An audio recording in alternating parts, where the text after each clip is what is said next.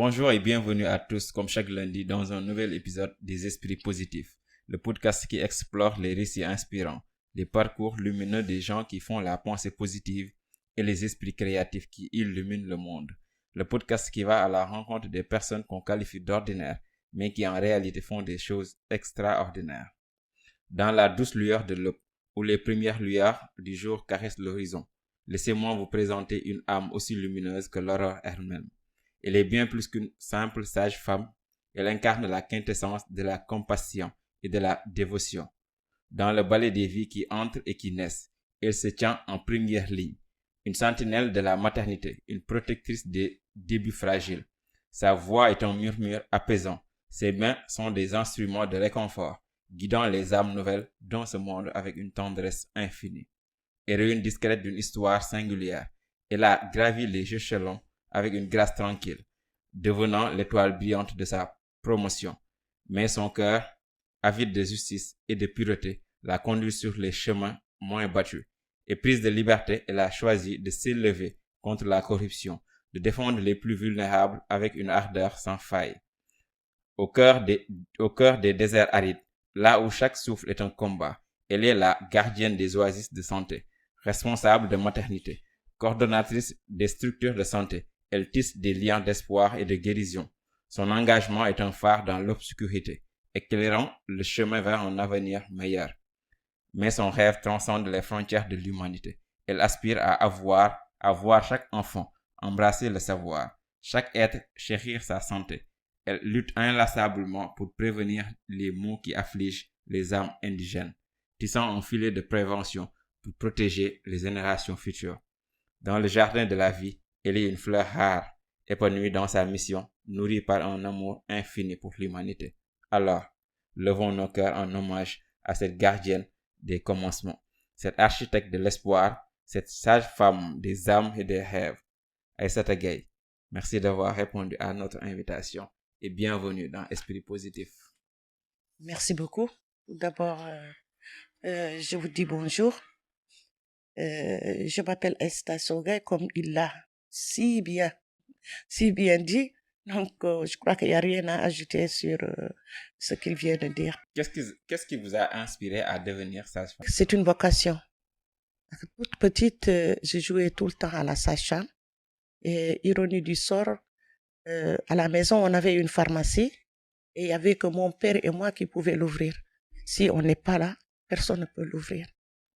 Donc, dans cette pharmacie, il y avait un peu de mercurochrome, de l'alcool, de l'aspirine, de la nivaquinine, des bandes pour pansement.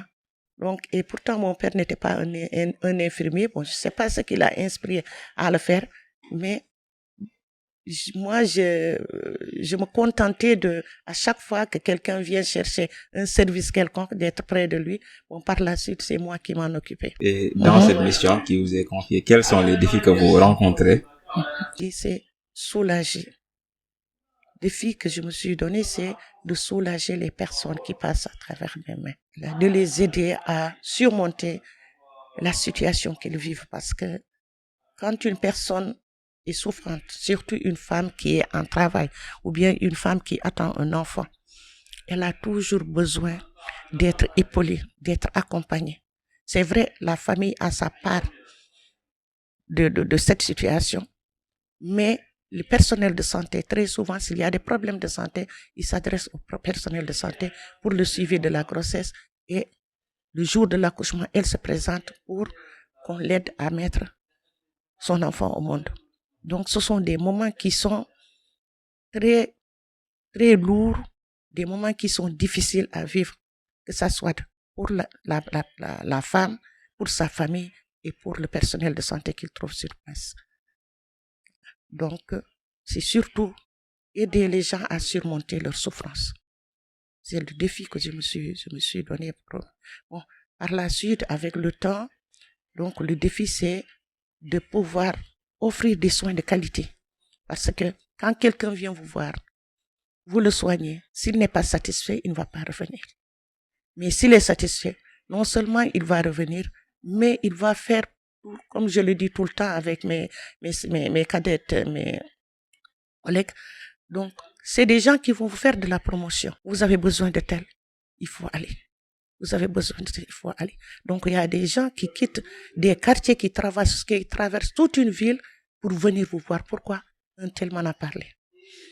Donc, depuis l'avènement des téléphones, quelqu'un vous téléphone. Un tel m'a donné votre numéro. Il m'a dit de venir vous voir parce que j'ai tel problème. Donc ça, je crois que je ne sais pas comment le qualifier, mais c'est quelque chose d'extraordinaire. Le travail a toujours été de donner des vies. Ouais. Vous êtes à la première ligne quand il s'agit d'accoucher des femmes. Et comment on se sent après avoir délivré une femme de ce moment gestationnel? Il faut dire que du commencement parce qu'il y a des femmes que tu vas avoir du début de la grossesse jusqu'à l'accouchement. C'est comme si on suivait un parcours, arrivé à la fin du parcours, on fait un test, on fait un examen et on réussit cet examen-là. Voilà, c'est le sentiment qu'on éprouve quand on fait un accouchement, que l'enfant est vivant, que la maman est bien portante. C'est le sentiment qu'on a. Et parfois, c'est difficile. Il y a des situations qui sont un peu pénibles parce que ça ne se passe pas toujours comme on le veut, ça ne se passe pas toujours comme on l'espère. Donc, c'est des moments de découragement, de frustration. Et dans nos sociétés, on assiste de plus en plus à des enfants morts qui sont sans doute dus par une absence d'assistance pré-gestationnelle. Et comment vous vivez cette situation ici en Mauritanie? Bon, effectivement, c'est une situation qui est réelle. Donc, nous essayons de lutter contre ça en prodiguant des soins de qualité. Donc, en faisant aussi la promotion et la formation sur les soins de qualité. Donc, les soins de qualité de la grossesse, de l'accouchement et même parce qu'il y a des femmes qui perdent leur vie après avoir accouché. Il y a d'autres, c'est au moment de l'accouchement, il y a d'autres, c'est au cours de la grossesse. Donc, en tant que sage-femme, c'est de faire le plus que possible pour éviter qu'il y ait ce problème. De pouvoir déceler à temps les problèmes, de les référer à un niveau supérieur où cette personne pourra être prise. Parce que très souvent, comme vous le dites, les morts-nés, c'est par négligence. C'est par négligence. Je vais vous raconter une anecdote. Lorsque j'étais à Terre des Hommes, les morts-nés macérés, parfois on n'y peut rien. Et très souvent, c'est des femmes qui ne sont pas suivies ou qui ne sont pas suivies par toi-même, qui sont suivies ailleurs. Et lorsqu'on était à Terre des Hommes, les morts-nés frais, on avait une responsable de la sphère maternelle qui est une béninoise. Donc, elle nous a dit, désormais, s'il y a un mort-né frais, il faut qu'on sache la raison. Et pour savoir la raison, on faisait un staff. Donc, le dossier, on le prenait et ça passait de main à main, de main à main. Quand ça passe dans tes mains, tu dis ce que tu as fait. Et s'il y a quelque chose que tu as omis, automatiquement, tu sais que tu as omis quelque chose. Est-ce que cette omission-là est la raison pour laquelle cet enfant a perdu la vie? Donc, lorsqu'elle l'a fait, je vous jure, Terre des Hommes, jusqu'à ce que j'ai quitté Terre des Hommes, on n'a pas eu de mort-né frais. Et mort-né macéré, on en a eu. Mais frais, on n'en a pas eu. Donc, ce qui confirme ce que vous venez de dire, très souvent, c'est par négligence qu'on perd les bébés. Responsabilité, voilà. Il faut toujours, c'est ce qui ne se fait pas actuellement. Mais dès qu'on situe les responsabilités, les gens vont faire attention. Et c'est ce qu'on essaie de faire revenir, de situer les responsabilités. Donc, on avait, il y a 3 ou 4 ans, organisé au niveau du ministère de la Santé des audits de décès maternels. Mais malheureusement, ça n'a pas fonctionné. Donc, le but était toujours de chercher là où il y a eu le problème. Mais malheureusement... Pour beaucoup de ces cas, ce sont même les dirigeants des structures sanitaires qui étouffent l'affaire, de peur qu'on fasse tomber leur tête. Bon, est-ce que c'est de peur de faire tomber? En Mauritanie, il y a un problème. Il y a que quelque chose se passe, on dit que c'est la volonté de Dieu. Oui, c'est la volonté de Dieu. Mais il faut faire ce que tu dois faire. Bon, le reste, c'est entre les mains de Dieu. Une femme, quand elle vient, si je dois l'examiner, regarder si elle n'a pas une hypertension, si elle n'est pas anémie, si je ne fais pas tout ça jusqu'à ce qu'elle décède, par exemple, d'une hypertension ou qu'elle décède d'une anémie parce qu'elle a saigné, ça, c'est de ma faute. C'est de ma faute. J'ai une part de responsabilité là-dedans. Peut-être qu'elle allait mourir, mais j'ai pas fait mon travail. Voilà. Et c'est vraiment dommage parce que On se rend compte de plus en plus le personnel de santé, les jeunes, quand même, ils ont ce problème-là. Il y a trop de négligence. Et ça aussi, je crois que ce n'est pas de leur faute. Je crois que la question va revenir. Parfois, ce n'est pas de leur faute. C'est au niveau de la formation qui n'est pas ce qu'elle doit être. Mais aussi, il y a un autre cas. Il y a des jeunes qui sont bien formés. Mais le plateau médical n'est pas assez relevé dans nos pays pour pouvoir leur permettre de faire correctement leur travail. Bon, moi, je crois qu'en tant que prestataire, si on me donne un poste et que j'ai pas les moyens, j'ai pas le matériel pour travailler, je ne travaille pas. À Rosso, il m'est arrivé de refuser de travailler parce que j'ai pas de tensiomètre. Donc, le médecin m'a convoqué. Pourquoi? Je lui ai dit que moi, je ne peux pas faire une CPN sans tensiomètre. Il a pris son propre tensiomètre, il me l'a remis. Vous voyez, le problème, c'est que on a les plateaux techniques parfois sont insuffisants, mais le problème, c'est que celles qui travaillent, si on parle des sages-femmes, ne demandent pas le matériel qu'il leur faut. C'est pas leur problème. Je suis dans une structure, j'ai un tensiomètre. Je ne l'ai pas.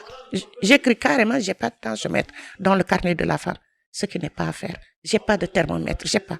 Il faut demander s'il y en a pas, tu croises tes bras. Moi, si je ne peux pas travailler correctement, je préfère dire que je ne travaille pas plutôt que de travailler et de donner de faux espoirs aux personnes qui viennent nous voir. Est-ce qu'il y a une mauvaise politique sanitaire ici? Bon, je ne dirais pas qu'elle est excellente. Ça, je ne le dirais pas. Je ne le dirais pas parce que tout récemment, on a vu beaucoup de vidéos. Tout récemment, j'ai vu un texte qu'un jeune étudiant en médecine a écrit. Pourquoi? Parce que son père est tombé, il a eu une fracture au niveau du bassin. Donc, il l'a amené en orthopédie. Il a été négligé jusqu'à ce qu'il décède. Un jeune étudiant en médecine. Bon, je me demande, le pauvre qui ne connaît rien de la médecine, qui n'a pas les moyens, s'il part à l'hôpital, comment on va s'occuper de son malade? C'est un problème. On a de sérieux problèmes. Il y a une autre dame aussi qui a fait une vidéo. Peut-être si je l'ai encore, je vais vous l'envoyer. Donc, c'est catastrophique au niveau des hôpitaux. Catastrophique. Catastrophique. J'ai eu une cousine qui a fait un AVC, inconsciente, arrivée aux urgences, on lui prescrit du Doliprane, multivitamine, ils disent à ses enfants de partir. Si ça s'aggrave, qu'elle revienne. Moi, entre-temps, j'ai pris l'ambulance de notre service, je suis venu le voir. Le médecin n'a même pas voulu m'écouter. Pourtant, j'étais en blouse. Lorsque je suis venu, je me suis présenté, je lui ai demandé le cas de la femme. Il m'a dit que non, j'en ai déjà parlé aux parents. Je ne vais pas revenir encore sur des explications.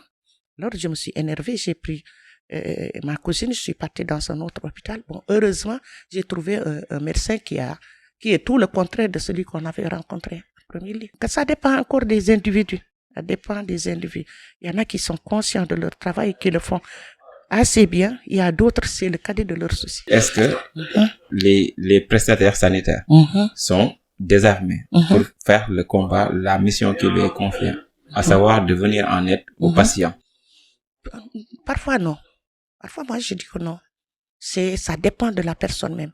Parce que quelqu'un qui veut faire, qui veut aider, qui veut sauver, donc il se débrouille toujours. C'est-à-dire, est-ce que toutes les conditions sont réunies en tant que pour être une bonne sage-femme ou pour être Parfois c'est réuni.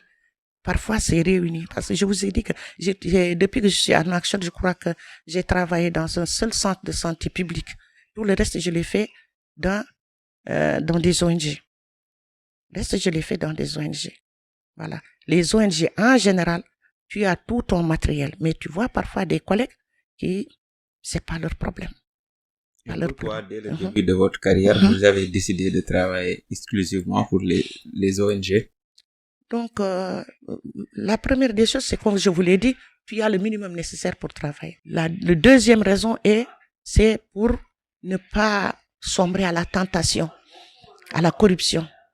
Parce que tu travailles dans une ONG, donc je ne suis pas détachée. En général, on m'affecte. Donc, ça veut dire que je continue à être fonctionnaire. Je perçois mon salaire de la fonction publique, mais j'ai un petit supplément de salaire qui est là, qui me permet de ne pas être tenté par la corruption. Bon, je ne sais pas, est-ce que c'est une raison pour tout le monde, mais moi, c'est une raison pour laquelle J'ai travaillé avec des ONG. Avec le plus que j'ai pas besoin de demander aux gens ce que je ne dois pas leur demander. Il y a beaucoup de corruption en matière de santé. Tu viens dans un centre, il faut donner ceci, il faut donner cela, il faut donner cela. Si je donne par exemple l'exemple de la planification familiale, les produits PF sont gratuits au niveau de toute la Mauritanie. C'est gratuit. Mais il y en a qui les vendent. Et ils savent que c'est gratuit. Donc bon, sans compter, quelqu'un doit payer un accouchement. Donc si c'est 3 000 ou 4 000, tu doubles la somme ou bien, en tout cas, tu rajoutes quelque chose pour mettre dans ta poche. D'accord. Est-ce qu'à ce sens, il ne devrait pas y avoir un véritable travail de sensibilisation envers les populations? C'est-à-dire, lorsqu'il va dans une structure sanitaire, qu'il sait qu'il soit informé que tel médicament on doit le lui donner gratuitement. Donc, la sensibilisation, je ne dirais pas que ça ne doit pas se faire, mais je vais dire que ce sont les responsables des structures qui sont à l'origine de ces problèmes-là. Parce que dans le public, il y a ce qu'on appelle les motivations, telles que les forfaits et d'autres motivations. Mais si le personnel n'arrive pas à percevoir ce forfait, ils sont obligés d'aller chercher ailleurs. C'est pourquoi ça ne fait pas beaucoup de bruit. Parce que les chefs sont là-haut, les prestataires travaillent, il y a des entrées d'argent, et dans ces entrées d'argent, il y a une part avec laquelle il faut motiver le personnel. Et si le personnel ne reçoit pas cette part-là, il va aller le chercher ailleurs. Donc c'est pourquoi cette sensibilisation-là, ce ne sont pas les responsables des structures qui vont demander à ce que ça soit fait. Et maintenant, de temps à autre, on entend les sages-femmes vont faire la grève, les infirmiers vont faire la grève. Et surtout par rapport aux sages-femmes, on a ce qu'on appelle le forfait médical, le forfait obstétrical. Ils peuvent rester des mois et des mois sans percevoir leur dû. Et à votre niveau, et au niveau de votre association, quelles sont les principales initiatives que vous avez prises pour promouvoir la santé préventive? D'abord, la formation. Dans notre structure, donc on a un jour le mercredi, chaque mercredi, sauf si on a un empêchement, on fait un cours. Et ce cours, il est issu de la supervision. Donc on voit les insuffisances. Là où il y a les insuffisances, on fait un cours là-dessus. Et il y a un encadrement, un suivi aussi qui se fait au niveau des structures. Donc pour essayer un peu de corriger les insuffisances. Donc sinon par rapport à la motivation, quand même nous, celles qui prennent des gardes, chaque fin de mois, elles ont leur prime de garde. On n'est jamais resté un mois sans payer les primes de garde. Bon, malheureusement, il y a eu beaucoup de départs et beaucoup d'arrivées. Parce qu'au début, moi, à mes débuts dans cette association, on avait trouvé des gens qui sont très, très, très motivés pour le travail. En dehors même d'une motivation financière. Parce que les motivations, au fil du temps, bon, ils ont augmenté les motivations. Mais il fut un temps où il n'y avait même pas de motivation financière. Mais n'empêche, c'était des personnes qui sont conscientes, qui étaient bien formées aussi, parce qu'il y a de cela aussi, qui étaient bien formées, conscientes, donc qui ont fait beaucoup de choses dans le quartier. Beaucoup de choses dans le quartier. D'ailleurs, c'est le premier centre de santé, la première maternité dans le quartier, dans tout Darnaï. La première maternité, c'est notre association qui l'a mise en place. La mise en place, mais machallah, aussi il y a le personnel qui était là-bas aussi, c'est pas un personnel, la plupart du temps, c'est pas un personnel qui a été formé par l'État. C'est des personnes qui ont été formées par des associations, par des ONG. Donc, bon, je crois qu'il y a la formation y est, la qualité de la formation y est, et aussi la façon de travailler que ces sages-femmes-là ou que ces auxiliaires ont appris, ça ne se fait pas au niveau public. Voilà, et c'est bien dommage. En quoi consiste votre rôle de prévention dans votre association, à savoir la prévention pour les maladies chroniques comme l'hypertension artérielle, le diabète et aussi la tuberculose? Donc c'est surtout de la sensibilisation. De la sensibilisation au niveau de l'association. Nous avons un volet qui s'appelle visite à domicile. Donc nous avons des groupes qui passent dans les quartiers les après-midi, donc qui voient les familles, qui discutent avec elles, s'il y a des malades chroniques, s'il y a des femmes enceintes, s'il y a des enfants en bas âge qui doivent être vaccinés, et ainsi de suite. Ça, c'est un des volets. Le deuxième, c'est la sensibilisation, même au niveau de la structure. Donc, nous faisons des séances de sensibilisation.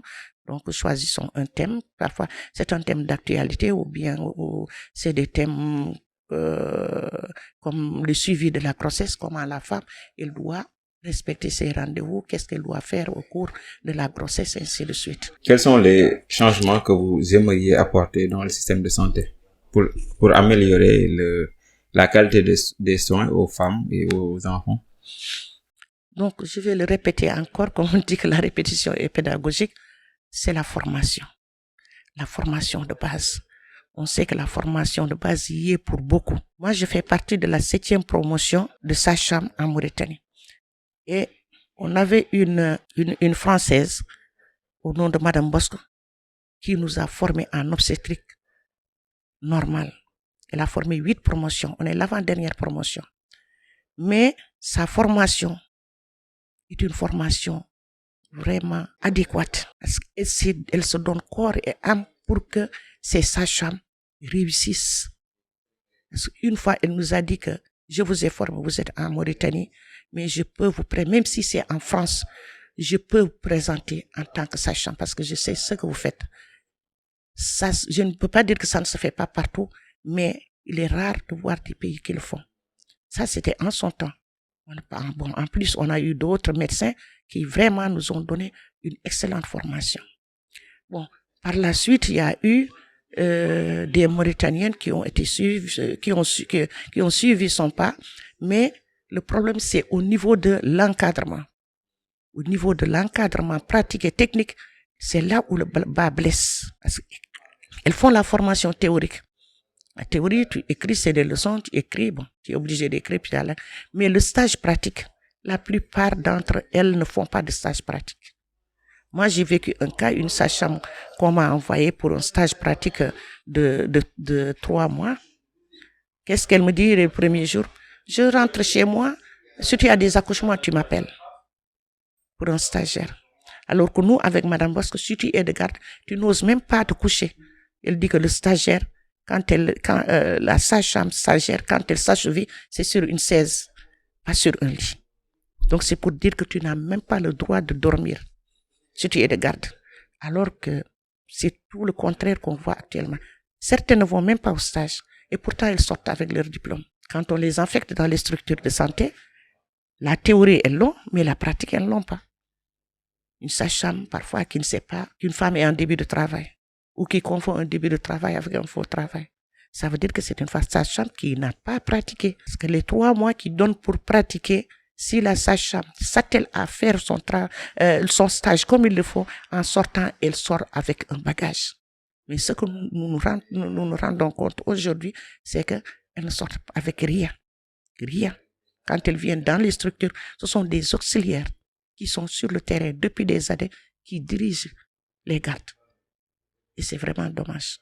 En tout cas, cette formation, elle doit être revue, même au niveau théorie. Donc, et aussi la pratique, elle doit être de règles. Tout élève sage-femme doit faire sa pratique et doit préparer un mémoire. Bon, je ne sais pas comment ça se déroule, mais vraiment, actuellement, ça pose problème. Ça pose problème. En tant que responsable de la formation continue et de l'encadrement des prestataires, qu'est-ce que vous avez fait à votre niveau pour remédier à cela? Donc, c'est la première des choses. Quand on voit que vraiment qu'il y a des insuffisances techniques, on met la personne avec une autre qui est expérimentée. Donc, on ne la laisse pas prendre une garde ou bien être responsable d'une garde. Parce que si elle est responsable d'une garde avec une infirmière ou une auxiliaire qui sait plus qu'elle, elle va se sentir frustrée. Bon, pour certaines, elles vont se sentir frustrées. Mais pour d'autres, c'est pas leur problème. Tant qu'elles arrivent à dormir, l'accoucheuse ou l'infirmière n'a qu'à passer toute la nuit à faire des accouchements. Elle, c'est le cadet de son souci. Ce qui l'importe, c'est à la fin du mois qu'elle touche son salaire et ses indemnités de garde. Donc, nous, pour remédier à ça, quand elles viennent, on les laisse pendant 3 mois accompagner une autre sage-femme expérimentée qui leur montre comment faire. Bon, il y en a qui s'intéressent, qui font beaucoup de progrès aussi, qui font beaucoup de progrès. Au bout de 3 mois, 4 mois, on peut leur confier une garde. Mais il y a d'autres qui vont bouder parce qu'elles ne veulent pas travailler et elles finissent par quitter. Je rappelle que vous êtes responsable d'une maternité, responsable aussi d'un centre de santé. Vous êtes en même temps la coordonnatrice de 4 structures sanitaires, de l'APSDN. Vous êtes aussi responsable de santé de la reproduction et responsable aussi de la formation continue et d'encadrement des prestataires. Comment vous conciliez votre travail de responsable de tout ce que je viens de dire avec les autres aspects de la vie? Ça doit pas être facile. Bon, il faut dire que je ne suis pas responsable de tout ça actuellement, mais c'est des échelons. Lorsque je suis venue en 2000 à l'APSN, j'étais responsable de la maternité. Par la suite, quelques années après, j'ai été responsable de la structure de santé de Tapsalandiam. Par la suite, on m'a confié les structures de santé. Bon, c'est maintenant, vu que je suis à la retraite il y a juste 2 mois, on m'a confié la formation continue et l'encadrement des prestataires. Voilà. Donc, c'est comme ça que ça se déroule. Aux autres aspects, il faut dire éducation à la famille. Donc, au tout début de ma carrière, parce que j'ai eu des enfants très tôt quand je faisais la formation de sage-femme. Déjà, j'étais avec 2 enfants et avant que je termine, j'ai eu mon 3e enfant. Mais c'est avec l'aide de mes parents parce que j'ai laissé les enfants aux soins de ma mère qui s'en occupait et de ma sœur. Donc parce que je ne vivais pas avec leur papa dans la même ville. Donc ils étaient avec leurs grands-parents.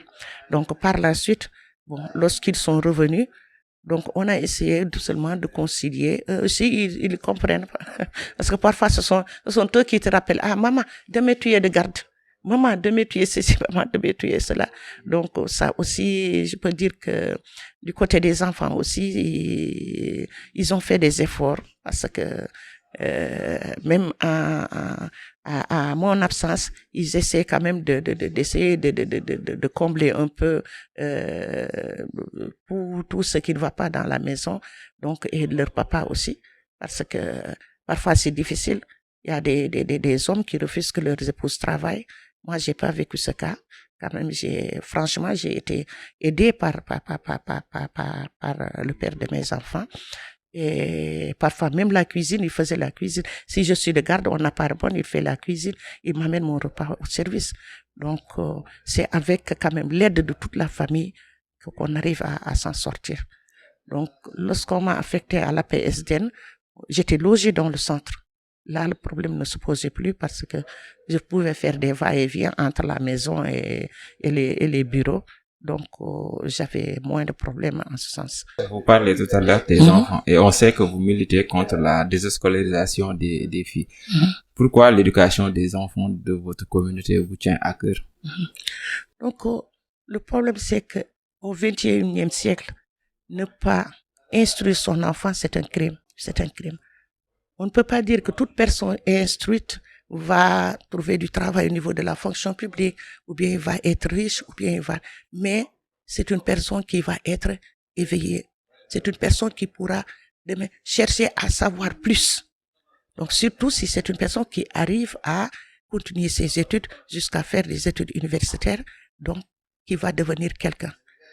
Donc, dans notre quartier, on a vu qu'il y a beaucoup de délinquance. Les enfants ne vont pas à l'école. Certains sont sur des charrettes en train de ramasser des ordures. D'autres sont en train de ramasser du fer. D'autres volent. Donc, il ne se passe pas un mois où on n'entend pas un tel a été tué ou bien un tel a été agressé par couteau. Donc, vous voyez, tout ça, c'est le fait de ne pas éduquer les enfants qui fait qu'il y a ce fléau-là. Et le problème est que, comme on dit en Wolof, il fait des dégâts et c'est la famille qui se retrouve dans des problèmes. Donc il est bien de les éduquer pour qu'ils aient une éducation, pour qu'ils puissent savoir, pour qu'ils puissent distinguer le bien du mal. Ne serait-ce que pour ça, il faut éduquer ces enfants. Il y a certains qui pointent du doigt sur le fait qu'en Afrique, on fait beaucoup d'enfants dont on ne se donne pas les moyens de leur subsistance. Et comment, à votre niveau, vous sensibilisez à l'importance de la planification familiale et de la contraception dans votre pratique et comment garantir l'accès aux soins de santé pour les communautés les plus éloignées ou marginalisées? Voilà. Donc, vous avez parfaitement raison. Les familles nombreuses, ça pose toujours problème, surtout que maintenant. Parce qu'il fut un temps, qu'on soit riche ou pauvre, nous pouvons envoyer nos enfants à l'école. Ils étudient, ils sont pris en charge. Ce n'est plus le cas. Maintenant, si on n'a pas les moyens, on ne peut pas instruire son enfant. Les fournitures, il faut les acheter. Parfois, l'école est loin, il faut donner les billets. Donc, si au lieu d'en avoir 2 ou 3, on en a 6, 7, 8, ça pose problème. Ça pose un grand problème. Tout récemment, ils avaient lancé le fait que tous les élèves doivent être en tenue. Et la tenue, l'État ne l'a pas fournie. Il faut l'acheter à, disons, entre 2500 et 3000. Si c'est une famille pauvre qui en a 4 ou 5, comment il va trouver des tenues pour ses enfants? Il ne peut pas. S'il se réveille le matin, il a 2500, il va aller au marché pour préparer le déjeuner à ses enfants. Il ne va pas acheter une tenue avec. Donc voilà. En tout cas, le planning familial, c'est quelque chose de nécessaire. Pourquoi? D'abord, par rapport à la santé des femmes. Parce que le fait de faire des grossesses multiples, c'est très mauvais pour la santé de la femme. Quand elle est jeune, elle peut ne pas ressentir, mais avec l'âge, c'est des complications qui vont survenir. Et ça, il faut que les femmes le comprennent. Ça, c'est de deux. Une femme qui fait des grossesses rapprochées, c'est une femme qui est tout le temps dans les hôpitaux. Et c'est une femme qui est maladive. Donc, même si le mari travaille, en général, les économies de la famille, il faut les utiliser pour soigner cette bonne dame-là, pour ses consultations, pour ses accouchements, pour. Donc ça, c'est un deuxième inconvénient. Et comme on vient de le dire aussi, s'ils sont nombreux, même si on veut les instruire, on ne peut pas. Voilà. Ne serait-ce que pour ces raisons, il faut éviter quand même de faire des grossesses qui sont très, très rapprochées. Maintenant, être dans un contexte socio-environnemental où la religion prône, et on nous dit que c'est Dieu qui a dit que mariez-vous, faites des enfants, je nourrirai toutes les bouches. Ça n'aide pas aussi en quelque sorte d'aller vers les religieux et de leur dire que faites d'économies. Les religieux ne sont pas contre la contraception. Ils ne sont pas contre la contraception. Parce que je crois que ça, c'est écrit noir sur blanc dans le Coran aussi, qu'une grossesse et l'allaitement doivent durer 30 mois. Et la grossesse dure 6 mois. Parce que dans la religion musulmane, les 3 premiers mois, on ne compte pas la grossesse, c'est les 6 derniers mois. Donc ça veut dire si tu fais 30 moins 6 reste 24. Donc l'enfant doit allaiter 24 mois. 24 mois, c'est 2 ans. Donc 2 ans, l'enfant allait 2 ans. Il est sevré. La maman, elle peut prendre la grossesse dans la 3e année et accoucher dans la 4e année. Donc il y aura un écart de minimum de 3 ans entre les 2 enfants. C'est tout ce qu'on cherche. Il y a des femmes, dès qu'elles sortent de 40 jours, elles tombent enceintes. Et qu'est-ce qu'elles font? Elles viennent pour se faire avorter. Et là, je crois que c'est pire que de prendre les comprimés ou des injections. L'islam n'interdit pas la contraception. Il n'interdit pas tout ce que la femme peut utiliser pour que son enfant puisse allaiter pendant 2 ans. Il faut le faire. Parce que c'est une recommandation divine. Bon, mais malheureusement, parfois, les gens, pour mélanger les choses, ils te disent que non, c'est haram, alors que le haram là, il paraît qu'après les 2 ans, c'est haram. Bon, comme c'est dit que 2 ans, il faut arrêter, au bout de 2 ans, il faut arrêter. Au moins, il y aura un écart de 3 ans entre les 2 enfants. Est-ce qu'il y a, il y a des raisons politiques, c'est-à-dire menées pour sensibiliser les femmes à la planification familiale ou l'espacement des naissances? Oui. Il y a des mesures politiques. D'ailleurs, lorsqu'ils ont pris avant de prendre ces mesures-là, ils ont invité tous les oulémas de la Mauritanie pour en discuter, pour en parler. Moi, j'ai assisté à une de ces rencontres et c'est en ce moment-là que j'ai su que vraiment l'islam n'était pas contre la contraception. Donc les gens sont sensibilisés là-dessus, mais parfois quand on ne veut pas, c'est difficile de faire comprendre aux gens. Mais quand même, si on ressort le problème de santé de l'enfant, le santé de la maman, il y a beaucoup de gens qui comprennent. Il y a aussi certains qui disent que si on utilise une méthode contraceptive, c'est-à-dire dans l'avenir, il se peut qu'on ait un problème, un souci quand on va faire des enfants. Bon, je ne dis pas que ce souci n'existe pas. mais il est minime. Parce que très souvent, c'est pas la contraception qui fait que la femme ne peut plus avoir d'enfants ou ne peut pas avoir d'enfants. Ce sont les infections qui font que les femmes, parfois, n'arrivent pas à trouver des enfants. Pourquoi? Parce que ces infections-là sont maltraitées.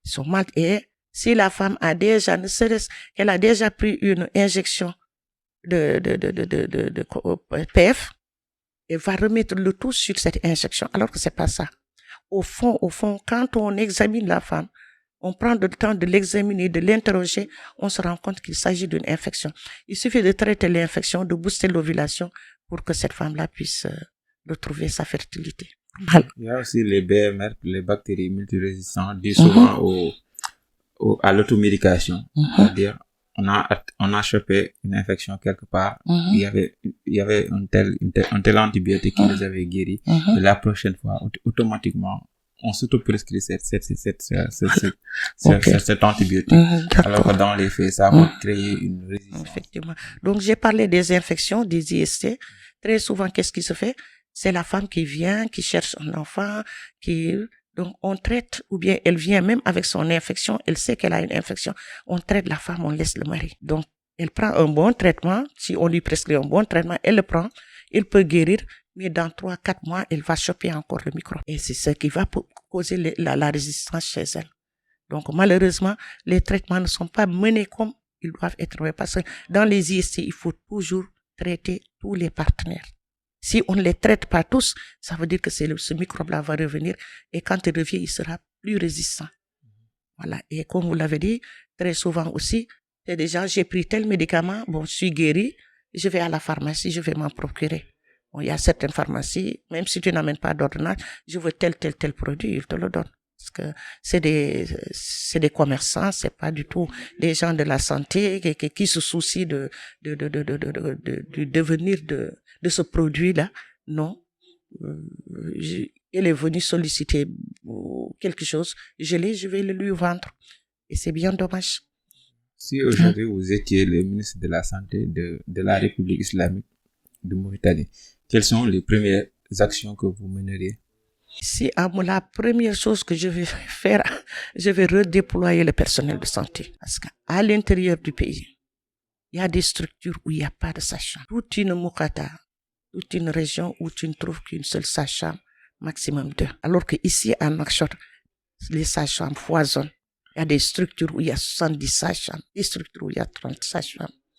Alors qu'à l'intérieur du pays, il n'y en a pas.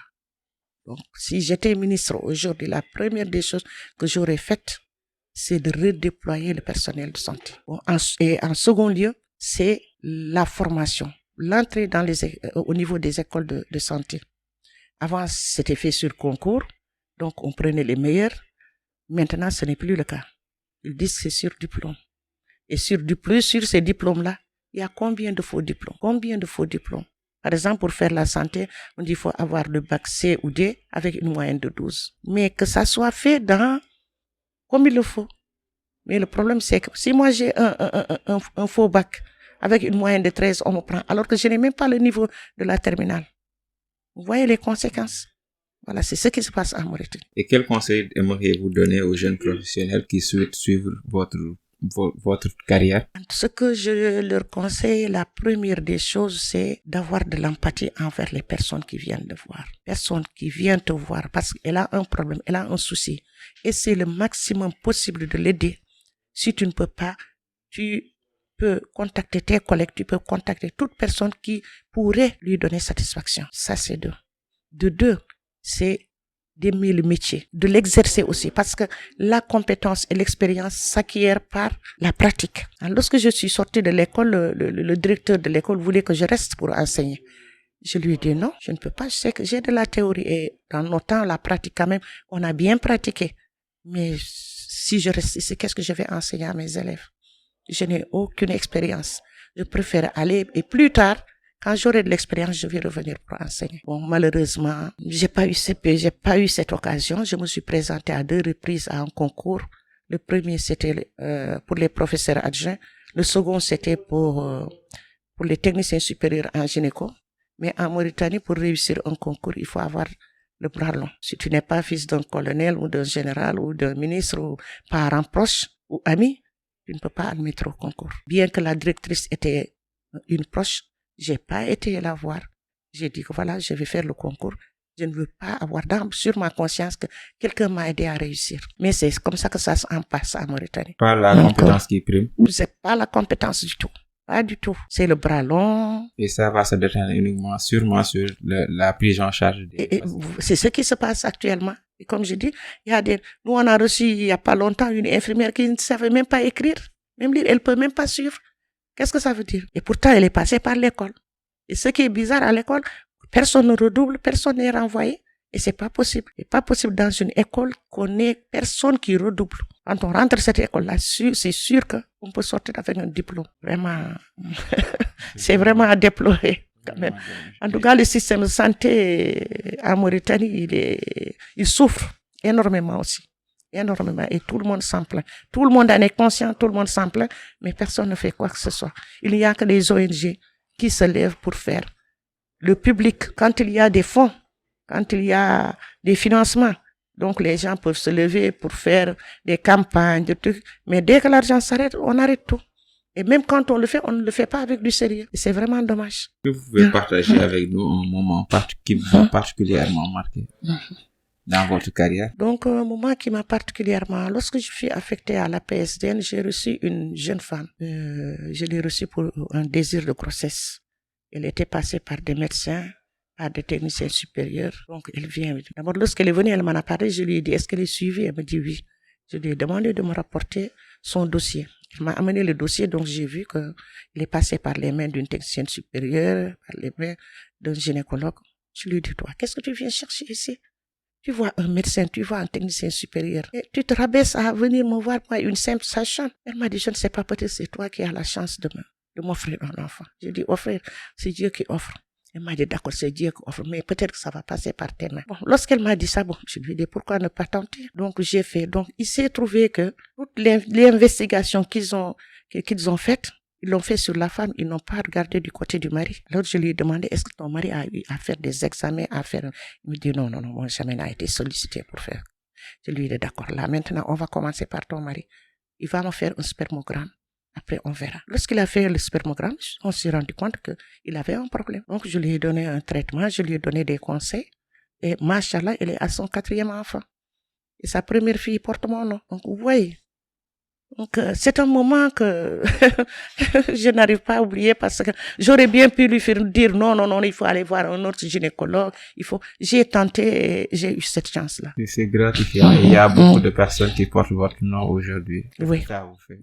Oui. Ça m'a vraiment, pas plus tard que la semaine dernière, 2 personnes sont venues le même jour. Chacun d'eux est venu vous dire que voilà, ce bébé porte ton nom.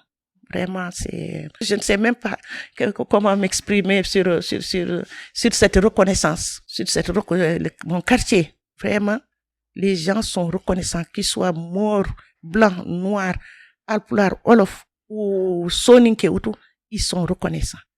Darnheim, la population de Darnheim est reconnaissante. À plusieurs reprises, je boude, je veux quitter le centre, mais si je repense à la population, est-ce que ça ne vaut pas la peine? Je vais rester. Et je suis restée jusqu'à ce jour. Afficher un acte de reconnaissance. Voilà, très reconnaissant. Très reconnaissant. La population d'Arnhem est très reconnaissante. Ça, il faut le reconnaître. Maintenant, on arrive aux questions à réponse rapide. Quelle est selon vous la définition de la richesse? La définition de la richesse, pour moi, c'est avoir les moyens de pouvoir partager son savoir, son amour. Et d'après cette définition, est-ce que vous êtes riche? Je ne suis pas riche. Mais, alhamdoulilah, comme on dit, je remercie Dieu. Comment aimeriez-vous que les gens se souviennent de vous et de votre parcours? Bon, ça, c'est un peu difficile, mais par rapport à mes homonymes, j'en ai plus d'une quinzaine. Hein. Il y en a qui sont mariés actuellement, qui sont mères de famille. À Darnheim. Donc, je crois que pour ça, avec ça, les gens ne vont pas m'oublier de sitôt. Si aujourd'hui était la fin, est-ce que vous seriez contente de votre passage sur Terre? Parce que je me suis donné corps et âme pour ce métier. J'ai fait 7 ans dans une maternité où j'étais seule, nuit et jour. Je suis là-bas. Je fais des consultations le matin. Et s'il y a des accouchements dans la journée ou dans la nuit, je le fais. Ça, c'est un sacrifice. À chaque fois que je le répète à mes cadettes qui sont là-bas, ils disent ça, maman, et ça, c'est toi, nous, on ne peut pas faire. Donc, c'est un sacrifice que j'ai fait, et je l'ai fait volontairement aussi, et j'en suis très satisfaite. Je suis comblée. Vous avez la possibilité d'écrire un message et que tout le monde le voit en même temps. Ce serait quoi? Donc, la vie sur terre elle est brève. Donc, si Dieu nous donne l'occasion de pouvoir aimer, partager, aider, il faut qu'on le fasse. Quel est ton plus grand regret? Donc, le plus grand regret, c'est la perte d'une femme particulière. Pourquoi? Parce que elle est venue, j'ai fait son accouchement, elle a saigné. Donc, j'ai fait tout ce que je pouvais faire. J'ai pas pu arrêter l'hémorragie. Je l'ai amenée à l'hôpital. Arrivé à l'hôpital, on me dit que le médecin n'est pas là. Il est parti couper son ramadan chez lui. Donc, on est resté là-bas jusqu'à ce qu'il est revenu pour une femme qui saigne. Donc, lorsqu'il est revenu, il l'a examiné, donc il a donné son diagnostic. Il nous a dit de monter au bloc. On est monté au bloc. Il y a eu aussi un autre professeur qui est passé. Donc, à un moment donné, ça c'est canté. On s'est dit que, alhamdoulilah, il n'y a plus de problème. Mais quelques minutes après, l'hémorragie a repris. Donc, ils ont décidé de lui faire une hystérectomie. Donc, pour faire l'hystérectomie, il faut du sang. Donc, on a fait le bon de sang pour que le chauffeur de l'ambulance aille prendre le sang à peut-être une dizaine de kilomètres. Hein. Ou bien, quand même, c'est, en fait, pas tellement. C'est peut-être ça va faire 5 ou 6 kilomètres. Donc, c'est de l'hôpital Méa Enfant au centre de transfusion. On vient chercher le chauffeur, il est parti dîner chez lui. On ne le trouve pas. Donc, nous confions le bon à sa famille, 2 jeunes qui étaient venus parce qu'ils avaient entendu la nouvelle. Ils partent, ils arrivent au centre de transfusion sanguine, ils trouvent le personnel en train de faire le nafila. Ils étaient obligés d'attendre qu'ils finissent. Donc, après, ils ont pu récupérer le sang quand même, mais avant qu'ils n'arrivent, il se trouve que la femme est déjà décédée. Donc, vous voyez tous ces manquements-là. Le médecin n'est pas là, le chauffeur de l'ambulance n'est pas là. Par nos propres moyens, on va aller chercher du sang. On trouve le personnel en train de faire la nafila. Et on a perdu cette jeune femme. C'était sa 2e grossesse, on l'a perdue comme ça. Et jusqu'à ce jour, je ne peux pas parler d'elle sans sentir que l'émotion monte. En tout cas, en Mauritanie, il y a beaucoup à faire pour la santé. Beaucoup à faire. Les gens souffrent beaucoup. C'est pourquoi, pour les gens qui sont nantis, ils ne se soignent pas ici. Hein. Ils sont au Sénégal, ils sont au Maroc, ils sont en Tunisie, ils sont en France. Il n'y a que les pauvres ou les gens qui ont des moyens qui sont limités qui se soignent ici. Même ceux qui ont des moyens limités, il y a des familles, des tribus. Si ça ne va pas, ils se cotisent de l'argent et ils évacuent la personne. Donc c'est pour vous dire tellement que le système de santé en Mauritanie ne marche pas. Et pourtant, c'est pas parce qu'on n'a pas de bons médecins. C'est pas parce aussi qu'on n'a pas certaines sages-femmes qui ont été bien formées et qui savent pratiquer.